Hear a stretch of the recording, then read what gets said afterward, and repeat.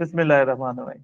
Okay, Bedari, today we are going to discuss P5, A level, A2 का P5, that is said to be planning, analysis and evaluation paper. अच्छा, ये 1 hour 15 minutes का होगा इसका आपका time, ठीक है। और ये 30 minutes 30 marks का होता है। इसमें 2 क्वेश्चन होते हैं। क्वेश्चन 1 जो है ना वो प्लानिंग और एनालिसिस से रिलेटेड है, और जो क्वेश्चन 2 है वो एनालिसिस और एवेलुएशन दोनों का कॉम्बिनेशन है, यानी एनालिसिस दोनों में है, और वो जो दोनों में कॉमन है ना वो है y is equal to M X plus C का u, राइट। एनालिसिस आपने करना है तो वो ग्राफ की हेल्प से, और कैसे होगा, दोनों में वो y is equal to M X plus C involve होएगा। अच्छा, वापिस आ जाते हैं।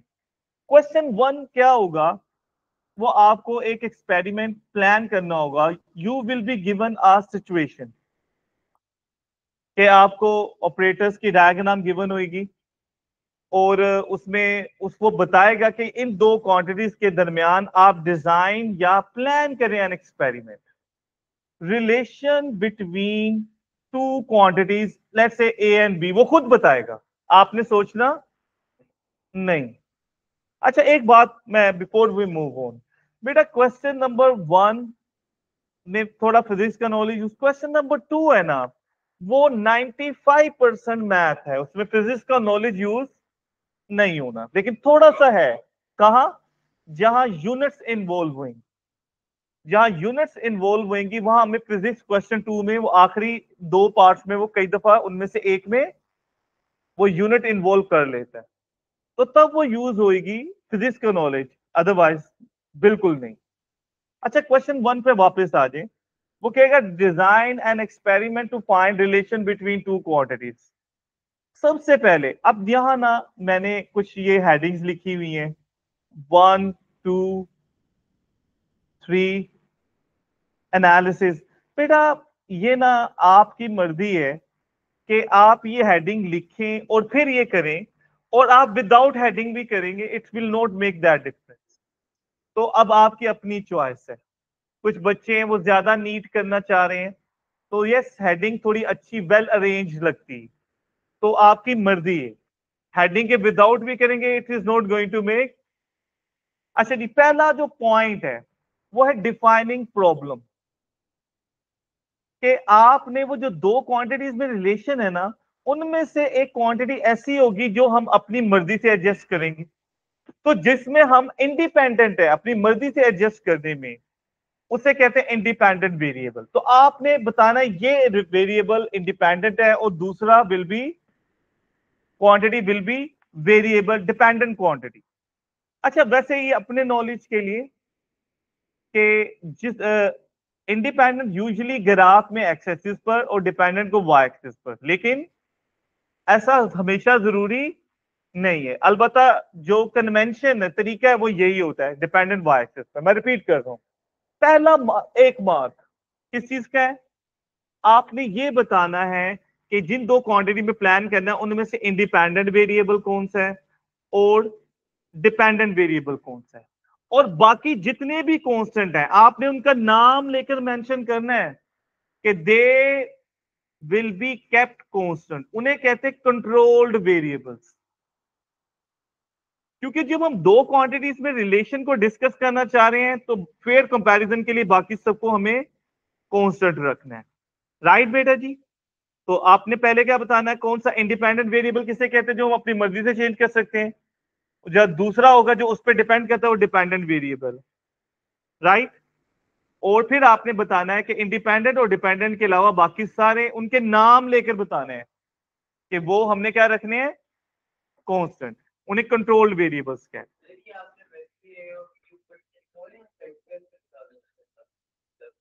नहीं नहीं, ये ऐसे सपोज मेरे ब्लैंक लिखा ना, नाम होंगे क्वांटिटीज के, मैं उनको ए और बी कह रहा हूँ।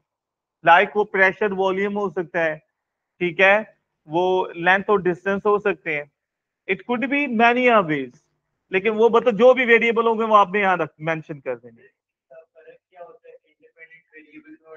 बेटा इंडिपेंडेंट वेरिएबल है जिससे आप लोग से ना एक ऑब्जेक्ट को, एक ट्रॉली को आप फेंक रहे हो हाइट से, और वो आप फाइंड करना चाह रहे हैं कितना दूर तक जाती, तो उसका तरीका पता क्या है कि आप जितना हाइट से ज्यादा फेंकोगे ज्यादा दूर जाएगी। तो हाइट आप अपनी मर्जी से एडजस्ट करोगे, और जो आगे जाने का डिस्टेंस है, लेंथ कवर करने का, वो तो उस पर डिपेंड कर रहा है। तो लेंथ विल बी डिपेंडेंट, जो आप एडजस्ट करते हो वो होती है इंडिपेंडेंट।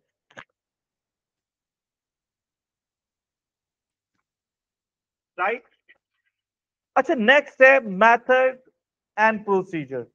बेटा यहां ना कुछ चीजें हैं, जैसे एक एडिशनल डिटेल होती है, मैं आपको बताऊं कि वो मैं प्रेफर करता हूं आप यहीं पर ही बताएं साथ साथ। मेथड एंड प्रोसीजर में सबसे पहला काम, आपने एक लेबल डायग्राम गिवन होगी, वो आपने लेबल करनी, डायग्राम बनाना, उसमें आपने हर चीज को ना, जो आपने ड्रॉ की वो लेबल जरूर करना है इसको। राइट। तो आपने हर ऑपरेटर्स को लेबल जरूर कर। राइट बेटा जी, जो मेन आपका ऑपरेटर्स होगा, और वो यहाँ आप खुद डिजाइन कर रहे हो। एक मिनट ठहरिएगा बेटा जी। तो आपने ऑपरेटर्स अपनी मर्जी से यूज करना है, जो आप डिजाइन जिस तरह प्लान करना चाह रहे हो, एक से ज्यादा मेथड होते हैं।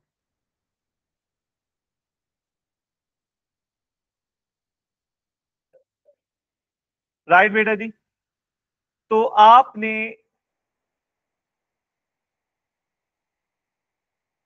डायग्राम में जो मेन ऑपरेटर्स है वो आपने ड्रॉ करना है। आपने उसमें वो रूलर, स्टॉप वॉच जो आप बताएंगे कि वो यूज करने हैं, वो ड्रॉ करने नहीं, जरूरी नहीं होता। राइट बेटा जी। विल यू रिमेंबर, आपने उसमें मेन और सिंपल लैब ऑपरेटर्स को आपने ड्रॉ करना है। माइक्रोमीटर, स्टॉप वॉच जो यूज हो सकती है प्रैक्टिकल में, उनको ड्रॉ करने मत बैठ जाना। और आपने सिंपल यानी सिंबल्स ड्रॉ करने, एग्जैक्टली आपने आर्ट वर्क शुरू नहीं करना, शुरू कर देना कि वो लगे भी। क्लियर? मतलब कहने का ये है कि आपने एक स्टैंड को शो करना है, स्टैंड बना रहे हो आप।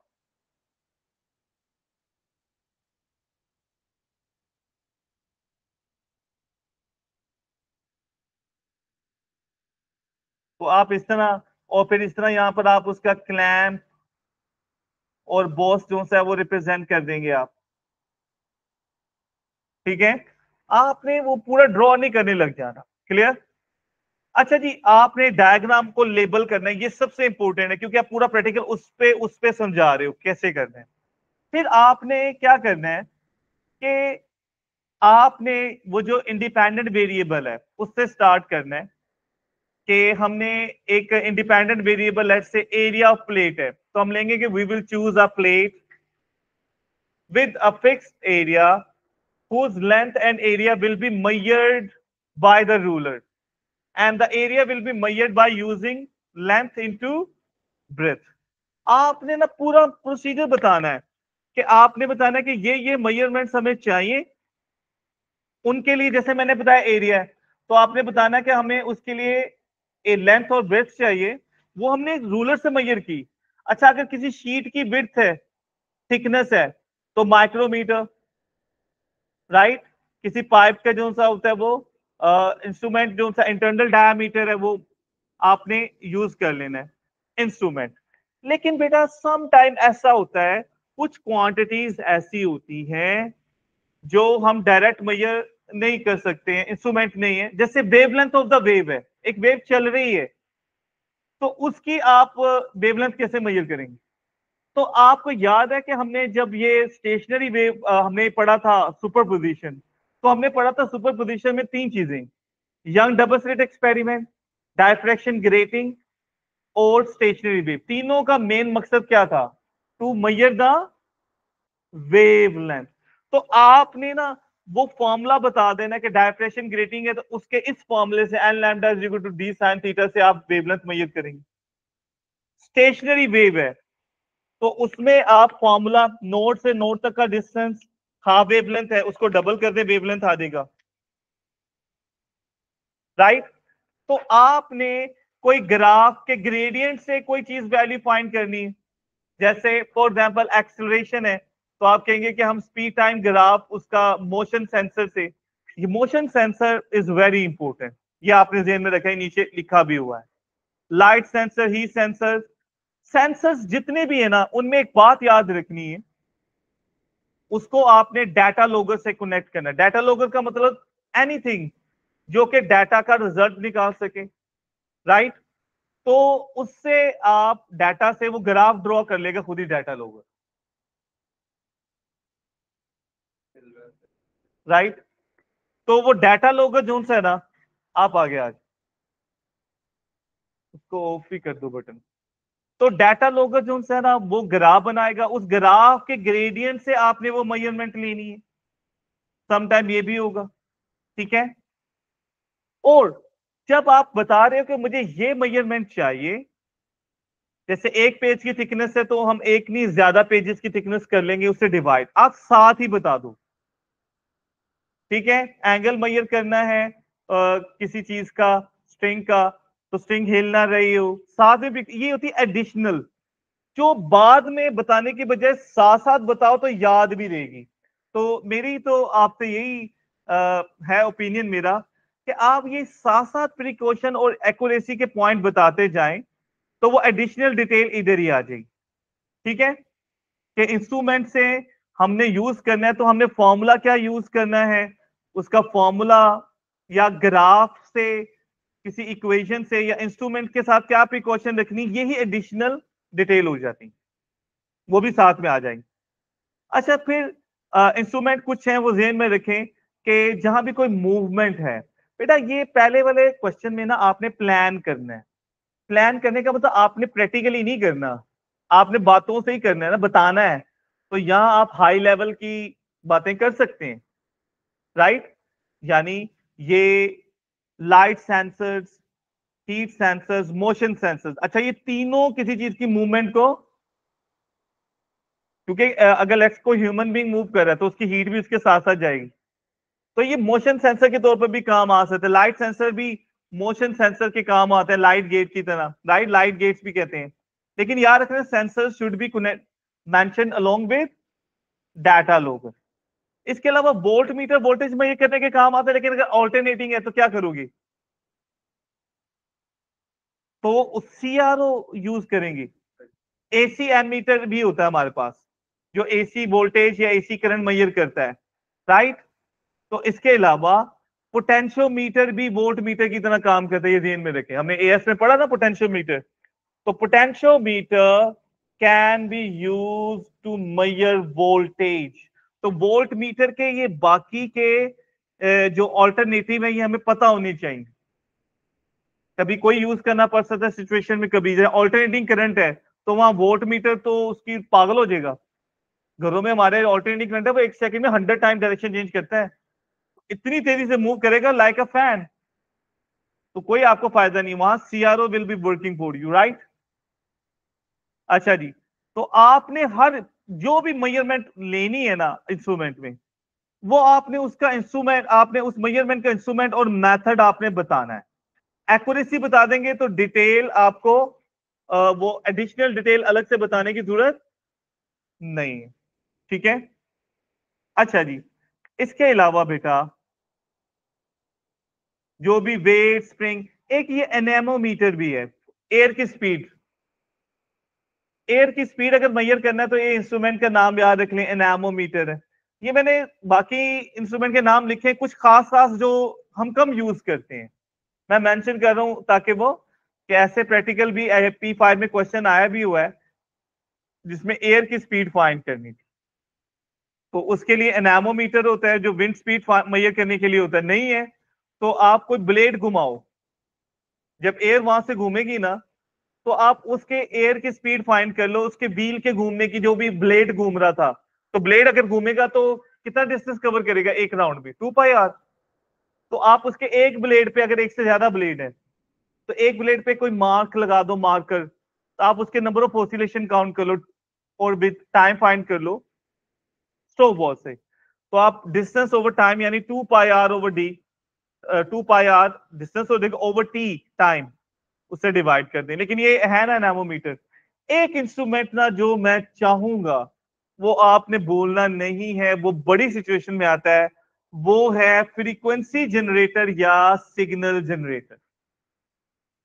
देखो बेटा, कुछ एक्सपेरिमेंट में हमें साउंड की एक स्पेसिफिक फ्रीक्वेंसी रिक्वायर्ड है, कुछ में एक करंट की एक स्पेसिफिक फ्रीक्वेंसी रिक्वायर्ड है।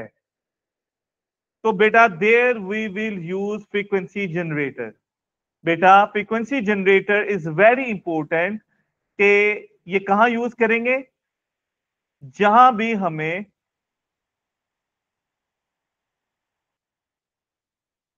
we require to have, sorry for this disturbance,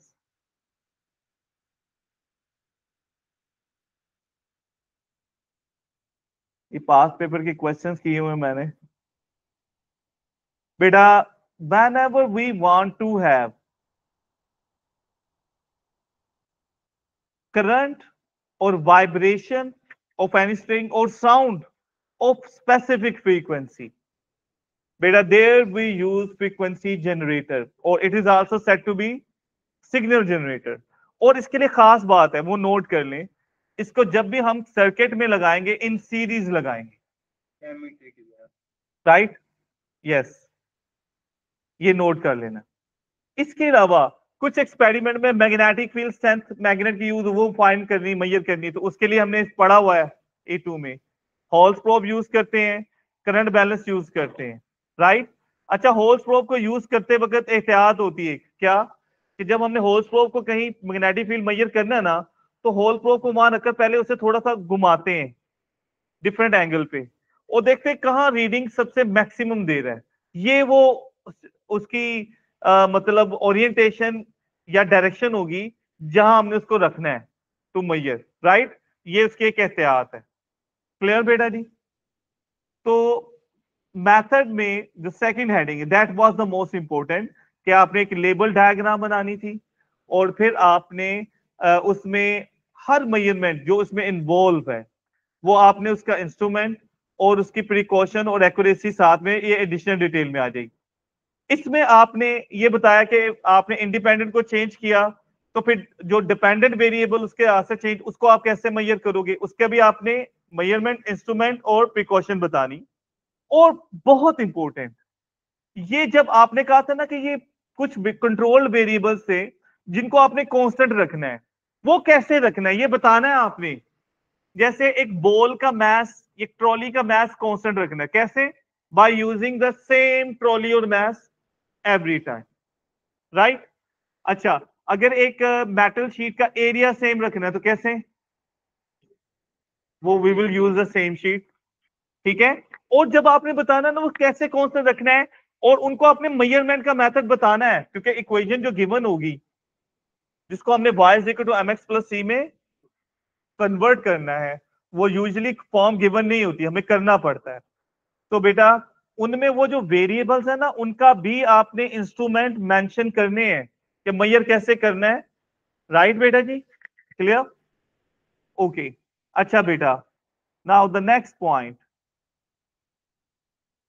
आपने एनालिसिस कैसे करना। अच्छा, सीआरओ इज अगेन, ये वो मैं बता रहा था कि कहीं पर वेवलेंथ यूज करना है तो आपने वो डबल स्लिट, स्टेशनरी वेव या डायफ्रेक्शन ग्रेटिंग। अच्छा, डायफ्रेक्शन ग्रेटिंग सिर्फ लाइट के लिए, spring young double slit experiment और स्टेशनरी वेव ये हर किस्म की लाइट पे लग जाता है, तो फाइंड वेरिएबल।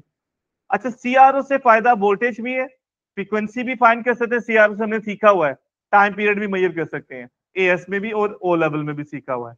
तो इनमें से कोई भी चीज मेजर करनी है तो सीआरओ को आपने प्रेफर करना है। और सीआरओ को कैसे लगाते हैं सर्किट में, जैसे वोल्ट मीटर को लगाते हैं पैरेलल, ठीक है, याद रहेगा बेटा आपने, ये कुछ इंस्ट्रूमेंट जो मैंने मेंशन किए हैं।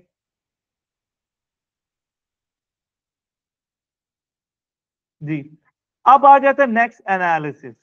वो आपको एक एनालिसिस आपने करना है, वो आपको एक इक्वेशन दी होगी, उस इक्वेशन को आपने हमेशा y is equal to mx plus c की फॉर्म में ले कन्वर्ट करना है, राइट बेटा जी। अब वो कैसे कन्वर्ट करना है? वो जो y होता है वो आपका डिपेंडेंट वेरिएबल है और x आपका डिपेंडेंट वेरिएबल होता है।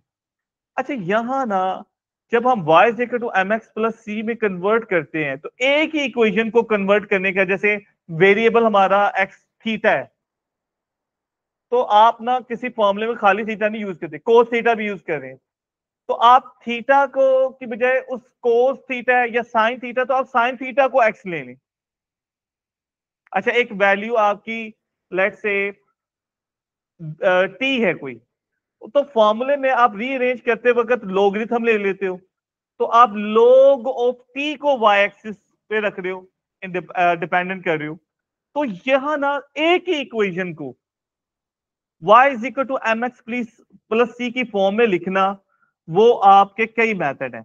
अच्छा वो प्रोसीजर आपने दिखाना नहीं है, वो जो फर्स्ट क्वेश्चन होता है उसके हाफ पेज के नीचे थोड़ी स्पेस होती है, वहां आप अपने लिए कर लें, वो वर्किंग बिल्कुल दिखानी नहीं होती। आपने जो एनालिसिस करना ना, ये जेन में रखना, आपने सीधा मेंशन करना है कि प्लॉट ग्राफ जो भी आपने डिपेंडेंट और इंडिपेंडेंट वेरिएबल है, आपने सिर्फ वो मेंशन करना है एनालिसिस में, राइट। तो आपने स्ट्रेट अवे कहना है कि प्लॉट और जो भी आपने डिपेंडेंट वेरिएबल और इंडिपेंडेंट वेरिएबल जिसको आपने ग्राफ इक्वेशन से निकाला है, जिसको ग्राफ में आपने y का है, जैसे x खाली थीटा भी हो सकता है, साइन थीटा भी हो सकता है, जो भी आपने वो मेंशन करना है ग्राफ। और फिर आपने कहना प्लॉट द ग्राफ। यहां ना जब आप प्लॉट द ग्राफ कहते हैं ना, तो आपने छोटा सा ग्राफ जैसे मैंने बनाया हुआ है एक या दो लाइन में, वो बना देना। और जो आपकी इक्वेशन शो कर रही है ना, वो आपने लाइन बना देनी, यानी कोई y इंटरसेप्ट नहीं है और ग्रेडियंट पॉजिटिव है तो वो ये लाइन होगी सेंटर वाली। अगर ग्रेडियंट पॉजिटिव है और y इंटरसेप्ट भी पॉजिटिव है तो वो ये वाली लाइन। अगर ग्रेडियंट पॉजिटिव है और y इंटरसेप्ट नेगेटिव है तो वो ये वाली लाइन आपने बनानी है। जब आप ग्राफ कहेंगे ना प्लॉट और आगे वो ग्राफ, उसमें आपने यहां पर वो डिपेंडेंट और इंडिपेंडेंट वेरिएबल्स को मेंशन करना है उस ग्राफ में, बस ना। और ये छोटा सा ग्राफ बनाना है, एक या दो लाइन में बस आए। अच्छा वो शेप अगर नेगेटिव ग्रेडियंट है तो वो पॉजिटिव होगा, इंटरसेप्ट नहीं होगा, नेगेटिव होगा, तो ये इस तरह की लाइन आपने ड्रॉ कर देनी। यानी ग्राफ आपने बना देना है, वो खाली इन इन 6 में से कोई भी हो सकता है। वो अलबत्ता टीचर को पता चलेगा इस बच्चे के कॉन्सेप्ट बहुत क्लियर है, ये कंडीशंस मैंने लिख दी है। फिर आपने जो कहना है ना प्लॉट ग्राफ और आगे ये बनाए, देन आपने मेंशन करना है, वो हमेशा ये पहला क्वेश्चन होता है कि इस पहले क्वेश्चन से आपने ये वैल्यूज फाइंड करनी है और वो ग्रेडियंट और वाई इंटरसेप्ट से आनी। तब आपने मेंशन करना है कि इस ग्राफ का ये इक्वेशन की वर्किंग मैं बता रहा हूं, आपने शो नहीं करनी, वो आप अपने लिए पहले पेज पे कर लें, राइट। फिर आपने मेंशन करना है कि जो ग्राफ होगा उसमें gradient and Y intercept can be used to find the value of, और वो दो वेरिएबल। आपने वो ग्रेडियंट का जो फॉर्मूला आएगा ना, इसमें एक्स के साथ जो भी लिखा है वो वैल्यू यहां मेंशन करनी है। मेंशन करना है ग्रेडियंट किसके इक्वल होगा, वाई इंटरसेप्ट। और फिर आपने आगे लिखना है कि these gradient and Y intercept can be used to find the value, और वो जो दो वेरिएबल वो कहता है वो आपने मेंशन कर रहे हैं, ठीक है। नहीं वो जब आप इक्वेशन को करेंगे, इसमें ना एक बच्चे ने क्वेश्चन पूछा, और वन थिंग यहां मैं थोड़ा सा लिमिटेड हो गया हूं कि एक चीज कर लें, कम से कम आप 10 इक्वेशन को डिफरेंट पेपर की y is equal to M X plus C वाली फॉर्म में कन्वर्ट करने की प्रैक्टिस करें। कर लेंगे उसके बाद दोबारा ये तंग नहीं करेगा। और फिर मैं यहां बता रहा हूं क्वेश्चन 2 में तो फिक्स होता है, वो खुद बताता है y पे ये होगा, एक्स एक्सिस पे ये। लेकिन ये जो क्वेश्चन 1 है, इसमें इस इक्वेशन को अरेंज करना या रीअरेंज करने के they are more than one method, दो तीन हो सकते हैं, बहुत ज्यादा अनलिमिटेड नहीं, लिमिटेड ही होंगे, लेकिन एक से ज्यादा हो सकते हैं, क्लियर। फिर आपने बतानी है safety precaution. I would suggest दो बताओ, दो सेफ्टी प्रिकॉशन में, एक तो आपने अपनी सेफ्टी प्रिकॉशन बतानी, यानी कहीं हीट इन्वॉल्व है, करंट इन्वॉल्व है, तो आप ग्लव्स को मेंशन जरूर करो। करंट वाले में तो स्ट्रेट वे ग्लव्स, कि टच लगे तो हाथ अगर वायर को टच हो जाए, ठीक है। और ये भी है कि जब आप सर्किट को एडजस्ट कर रहे होते हो, वैल्यूज को चेंज कर रहे होते हो, तो आपने पीछे से सर्किट को ऑफ कर लेना, फिर वो करना है। ये प्रैक्टिकल में भी काम आएगा आपके, ये पॉइंट ये मेंशन कर सकते हो। सेफ्टी उसमें ड्रेस, इसमें इतना है, जैसे कोई स्प्रिंग है तो आप तब भी गोगल्स यूज कर लो। वो क्या भाई, स्प्रिंग में क्या है कि स्प्रिंग का अगर कोई बहुत ज्यादा वेट हो तो स्प्रिंग ब्रेक हो गया, ऐसे उछले तो आंखों की तरफ, बॉडी की तरफ, तो आप ये इस तरह की चीजें भी इसमें कई बड़ी अजीब लगेंगी आपको, वो कर सकते हैं। यस। और एक आपने ऑपरेटर्स की सेफ्टी का भी ध्यान रखना है कि वो टूटे ना, कि ऑपरेटर्स के साथ लाइक जैसे कोई बॉल यूज कर रहे हैं, आप ट्रॉली या बॉल, तो वो ऊपर से आ रही है तो वो हैवी इतनी ना हो कि टेबल पे गिरे, या वो बॉल जो सा फर्श पे गिरे तो फर्श टूट जाए, पाँव पे लगे तो पाँव पे चोट, ठीक है। और स्प्रिंग का है तो उसके साथ ज्यादा ओवरवेट, ओवरलोडिंग, वायर को ज्यादा देर तक, वायर में करंट ज्यादा नहीं रखना, वो ओवर हीट हो जाएगी, वायर खराब हो जाएगी। तो यानी करंट और voltage is not too high. और कोई भी अगर चीज है मेटल की तो उसके एज शार्प ना हो, ज्यादा हैवी ना हो, ओवर स्पीडिंग, अगर कोई ट्रॉली को फेंक रहे तो इतनी देर स्पीड ना हो कि वो आगे जाकर किसी दीवार, किसी खिड़की, किसी चीज को तोड़ सकती है, किसी बंदे को वो कर सकते हैं। तो इन चीजों को आपने मेंशन करना है। फिर एडिशनल डिटेल में मैंने फिर आपसे कहा कि बेहतर होता है कि एडिशनल डिटेल आप अलग ना दें, आप उस मेथड प्रोसीजर में बता दें। लेकिन फिर भी अगर है तो एडिशनल डिटेल में क्या आ जाती है, एक्यूरेसी टेक्निक्स आ जाती है, कि आपने जैसे किसी वायर का डायमीटर मेजर करना था, तो आपने उसकी एडिशनल डिटेल क्या होगी, आप वो 2 से 3 डिफरेंट जगहों पे करके एवरेज ले लो, ये बताना है आपने।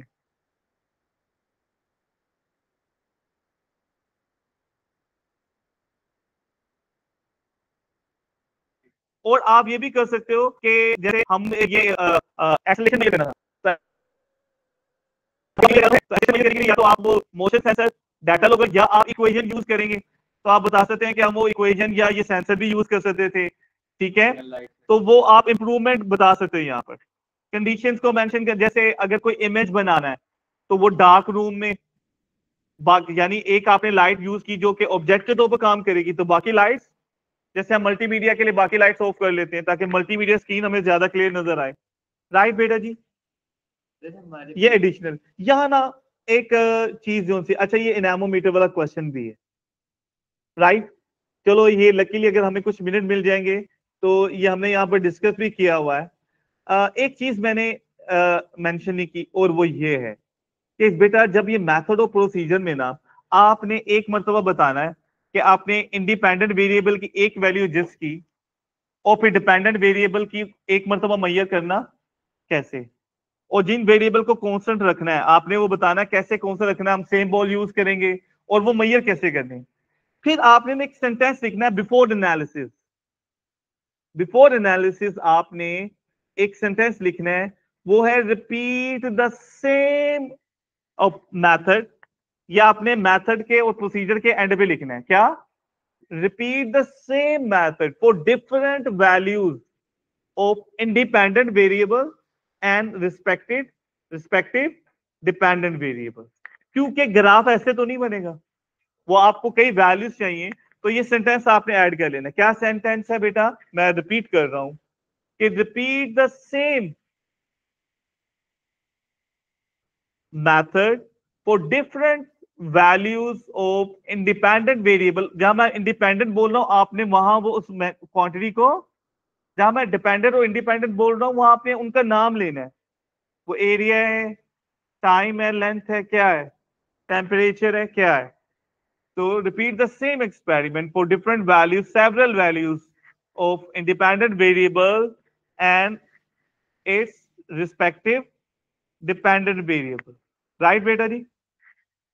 अब बेटा जी इस आगे क्वेश्चन लिखा ही हुआ है, तो इसको देख लेते हैं, इसी को डिस्कस कर लेते हैं। क्वेश्चन 1 ही आज हो सकेगा। क्वेश्चन 1 कहना है analytic pump is placed in a container of liquid.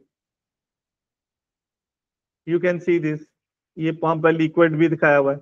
ये मतलब a model wind turbine is connected to pump by a cable. अच्छा जी, the turbine is place in a moving air, turbine है, at the turbine blades turn electricity generator and the pump pushes liquid through a vertical pipe, कि वो जब ये घूमेगा electricity produce होगी, उस इलेक्ट्रिसिटी पंप, ये पंप काम करेगा और पानी को ऊपर भेजेगा हाइट तक, वर्टिकल हाइट, और the frequency of the rotation of turbine blade is F, ये बता रहा, खुद बता रहा आपने, ये अगर हम ना भी पढ़ते ना स्ट्रेट पे इधर आ जाए, लेकिन क्वेश्चन नंबर 2 में समटाइम हमें बिल्कुल पढ़ने की जरूरत नहीं होती, वो स्ट्रेट अवे हम टेबल पे जाएं और इक्वेशन को आगे वो टेबल को फिल कर दें, उसमें इतना इशू नहीं होता, उसमें आखिरी पार्ट के लिए हमें इक्वेशन देखने की जरूरत पड़ती है, इसमें हमें पढ़ना है क्वेश्चन 1 में स्टेटमेंट। इसमें तो हमने लेवल डायग्राम है, हाँ आगे कह रहा है suggested that it is suggested that Q is related with that, ये इक्वेशन दी है, आपने सरदर्द नहीं लेना, where G is expression C and D are constant, और यही उसमें फाइंड करने को कहना है, कैसे आएंगे, ग्रेडियंट एंड y इंटरसेप्ट। अच्छा ये चेंज नहीं होना कभी इसमें। कहता है plan a laboratory experiment to test the relationship between Q and F। Q क्या है बेटा, the mass per unit length of the liquid living is Q, mass per unit. तो आपने क्या कहना है, plan a laboratory experiment to relationship between Q and F, frequency. अच्छा बताओ इनमें से क्या चीज है जो आप चेंज कर सकते हैं, फ्रीक्वेंसी, क्योंकि जब जितनी फ्रीक्वेंसी देंगे उतना ही ऊपर जाएगा, पावर ज्यादा आएगी, तो वो आप एडजस्ट करते हो। Frequency is the independent variable, Q is the dependent, ये मेंशन करना है, राइट। तो बाकी इसमें कोई और क्वांटिटी नहीं है, G तो है होता ही कांस्टेंट है, वो मेंशन, अगर बाकी कोई और क्वांटिटी होती तो वो हमने क्या रखना था, और H भी हमने कांस्टेंट रखना है, H will B kept constant, क्योंकि हर मतलब हमने उसी हाइट तक इसको करना है, तो H will be H the height lifted will be is to be kept constant, ये आपने मेंशन कर दिया, ये पहला काम हो गया। अच्छा अब आपके फ्रीक्वेंसी आपने करना है, तो फिर मैंने वही बताया था कि फ्रीक्वेंसी जनरेटर इन्वॉल्व होगा, कि आप क्या कर सकते हो कि यहां पर जो एयर लगाएंगे, फैन लगा दें, तो उस फैन के चलने की फ्रीक्वेंसी कैसे मेजर करेंगे बेटा, फैन के चलने की फ्रीक्वेंसी हम खुद लगा रहे हैं एयर फैन, तो उसके ना किसी एक ब्लेड के साथ हम कोई मार्क लगा दें या लाइट सेंसर, मोशन सेंसर लगा दें, कि जितने वो करेगा नंबर ऑफ ऑसिलेशन, उसे टाइम से डिवाइड कर देंगे, उसकी फ्रीक्वेंसी आ जाएगी, ठीक है। और ये सामने ब्लेड, और यही हम वो ब्लेड के साथ भी लगा सकते हैं, तो जो हमने सेंसर लगाना वो यहां भी लगा सकते हैं, ठीक है जी। तो उसमें अगर मोशन सेंसर लगाएंगे, डाटा लॉगर होगा, तो वो खुद ही फ्रीक्वेंसी मेजर कर लेगा, ये हमारे फायदा होगा कि वो number of oscillations per unit time measure कर लेगा, तो that will give us the frequency. अच्छा अब Q आपने बताना है, Q क्या है जिसके दरमियान आप रिलेशन करना है, तो उसमें हम क्या करेंगे, पहले तो एक डायग्राम हमने बनाई पाइप, और उसमें ना हम हाइट एक फिक्स रखनी है, तो हाइट को खुद ही मार्क कर लेंगे, ये हमने मार्क कर ली कि इस हाइट तक वो आएगा, तो हमने उसे बंद कर देना, बस उसके बाद छोड़ देना उसे। अच्छा दूसरा जो Q था वेरिएबल, वो क्या है, डिपेंडेंट वेरिएबल। Q क्या है, the mass per unit time of the liquid leaving the top of the pipe is this.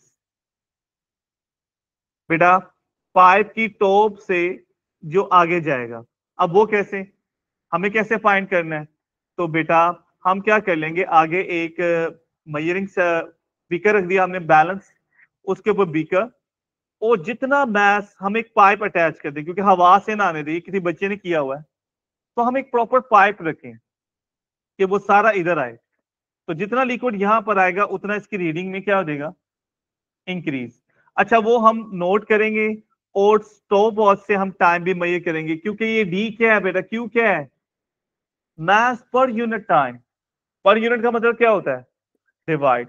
इसका मतलब कि जब वाटर यहां से हम स्टार्ट करेंगे स्टॉप वॉच, हम तब इसकी रीडिंग लेंगे मैथ्स की, स्टार्ट पे हम रीडिंग लेंगे कि मैथ्स की रीडिंग इतनी थी, क्योंकि तब इसका भी तो कोई मैथ्स होगा ना बीकर का, M1, और जब हम स्टॉप करेंगे तब रीडिंग नोट कर लेंगे, उन दोनों के डिफरेंस को स्टॉप वॉच के टाइम पे डिवाइड करेंगे, Q आ जाएगी, राइट क्लियर। अच्छा बेटा जी अब इसमें एडिशनल डिटेल यहीं पर मेंशन कर दूंगा, अब मैं एज को कौन सा रखना है, we will keep as constant by marking या ट्यूब की लेंथ ही पूरी ले लेंगे, इससे आगे वो खुद ब खुद आगे चला जाएगा। By keeping the tube of fixed length and that will be measured by a ruler. आपने ये नहीं बता देना कि फिक्स लेनी है, आपने उसको मेजरमेंट का मेथड भी बताना है। राइट बेटा जी। अच्छा, एक एडिशनल प्रिकॉशन में ये हो जाएगा कि हम फैन से हवा दे रहे हैं, तो फैन तो शुरू में स्लो होगा, तो फैन की अपनी फ्रीक्वेंसी कम है तो इसकी फ्रीक्वेंसी भी कम है। तो उसका मेथड क्या होगा कि हम फैन को साइड पे रुक कर लिया करें, मोड़ लिया करें, टर्न उसको फेस, और वो जब भी हम इसकी तरफ करें ना तो वो अपनी फुल स्पीड पे हो तब, ताकि इसको एकदम फुल ही मिले। Right, clear. और इसमें भी एक ये है कि इसकी भी फ्रीक्वेंसी स्टार्ट ये शुरू में स्लो ही होगा, तो हम तभी मेजर करें इस डाटा लॉगर से जब ये अपने कांस्टेंट फ्रीक्वेंसी पे पहुंच गया हो। ये एडिशनल डिटेल है। राइट बेटा। फिर हम लिखेंगे कि we will repeat the same method for different frequencies, ये है ना independent, and measure the respective values of Q. वो एक मतलब हमने बता दिया ना, अब हमने बार बार नहीं उसको बताना। फिर आगे एनालिसिस करना है। एनालिसिस के लिए ये स्पेस है, मैंने कहा था यहां कर लें, तो क्यू वाई है। अच्छा, अब ना क्यू हमारा डिपेंडेंट वेरिएबल है, तो बेटा हम उसका एनालिसिस ऐसे कर सकते हैं कि क्यू और जी कांस्टेंट है, एच भी कांस्टेंट है, तो हम क्या कर सकते हैं, रीअरेंज करने के लिए, ये हमारा इंडिपेंडेंट वेरिएबल एक्स होता है ना, हम इस पूरे को वाई कंसीडर कर लें बजाय अलग अलग करने के। तो हम कहेंगे एनालिसिस में प्लॉट क्यू, पहले आपने किसका नाम लेना है, डिपेंडेंट वेरिएबल का, और इंडिपेंडेंट फ्रीक्वेंसी है, उसकी पावर है भाई, तो अब आप पावर समेत ही ले लो, तो आपके लिए वर्किंग क्या हो जाएगी, ये ग्राफ ड्रॉ करेंगे तो स्ट्रेट अवे अगर ये एक्स है तो जो डी है जो एक्स के साथ होगा दैट विल बी ग्रेडियंट, और that will be Y intercept. तो आप बताएंगे कि gradient will be equal to D and Y intercept is C. तो स्टेट पे आप बताओगे कि ग्रेडियंट और वाई इंटरसेप्ट सी और डी की यही वैल्यू फाइंड करनी थी ना। अगर आप इसके लिए कुछ और सोच रहे हो, यानी ये जी एच मल्टीप्लाई और इधर आकर डिवाइड कर दो, तो बेटा उसकी वर्किंग ये हो जाएगी कि वो जी एच हम इधर ले आते हैं, एफ क्यूब वो सी पर भी डिवाइड होगा। तो तब आपने बताना है कि जो ग्राफ हमने प्लॉट किया है वो एफ क्यू और एफ क्यूब ही है। मैं बता रहा हूं कि जो फॉर्म होगी आप उस तरह ही ले लो, क्योंकि करके थोड़ी दिखानी है पहले वाले में, एज इट इज ले लो ये ग्राफ।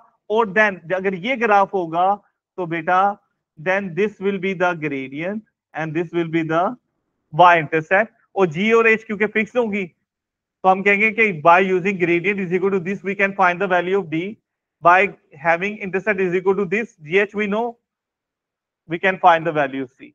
तो ज्यादा आसान यही तो नहीं था कि उसको कम से कम करें, लेकिन इसमें कुछ ऐसे होते हैं जिसमें लोगरिथम इन्वॉल्व हैं, वो बायोलॉजी स्टूडेंट के लिए होता है थोड़ा डिफरेंट, और मैथ वाले बच्चों के लिए उसको, इसलिए आई वुड से कि आप तकरीबन कोई 10 के करीब, एटलीस्ट 10 मतलब 20 इक्वेशन, क्योंकि आपके ये क्वेश्चन 2 में भी वो काम आएगा, तो आप 20 इक्वेशन को y is equal to M X plus C में कन्वर्ट करने की प्रैक्टिस कर लो। राइट, कभी कभी ये मुश्किल भी होती है, कभी आसान भी होती है, डिफरेंट सिचुएशन में डिफरेंट होती है। That was question 1 only. Question 1 could be discussed today. I can just hope it was